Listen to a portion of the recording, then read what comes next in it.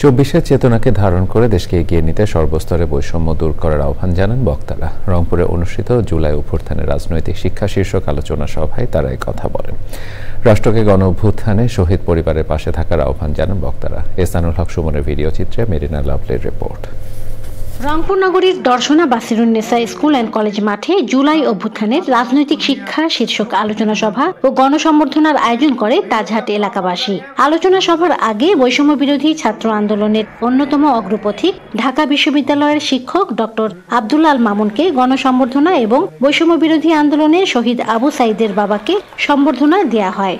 এ সময় সমাজের সর্বক্ষেত্রে বৈষম্য দূর করার আহ্বান জানান বক্তারা। যে পৃথিবী দেখেছে যে বাংলাদেশ কিভাবে জীবন দিয়ে তার অধিকার আদায় করতে হয়। এই বাংলাদেশে আমাদের সবচেয়ে বড় শিক্ষা হলো বৈষম্য দূর করতে হবে। বৈষম্য দূর হলে সমাজ থেকে আমরা সকল অন্যায়কে দূরীভূত করতে পারবো। আগামী দিনে সবার আগে বাংলাদেশ বৈষম্যহীন মানবিক বাংলাদেশ গড়ার ক্ষেত্রে আমরা শপথ নিব।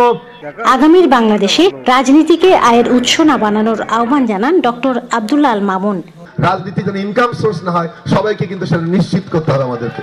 এই সমাজ থেকে বাংলাদেশ থেকে অর্থনৈতিক মুক্তি আনবো এবং নতুন বাংলাদেশ গড়বো, যে বাংলাদেশ হবে সাম্যের, গণতন্ত্রের, স্বাধীনতার এবং আত্মমর্যাদার। ২৪-এর গণ অভ্যুত্থানে রাষ্ট্রকে সবসময় শহীদ পরিবারের পাশে থাকার তাগিদ জানিয়েছেন বিএনপির এই শীর্ষ নেতা। ফ্যাসিবাদ থেকে গণতন্ত্রে ফেরার একটি মুক্তির যে দুয়ার এই আন্দোলন খুলে দিয়েছে।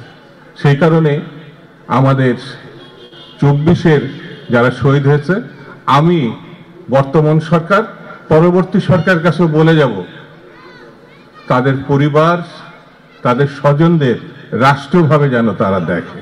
আলোচনা ও সম্বর্ধনা অনুষ্ঠানে রংপুরের বিভিন্ন সামাজিক, সাংস্কৃতিক, রাজনৈতিক ও পেশাজীবী সংগঠনের নেতা ও শিক্ষক শিক্ষার্থীরা উপস্থিত ছিলেন। রংপুর থেকে মেরিনা লাভলি, চ্যানেল আই।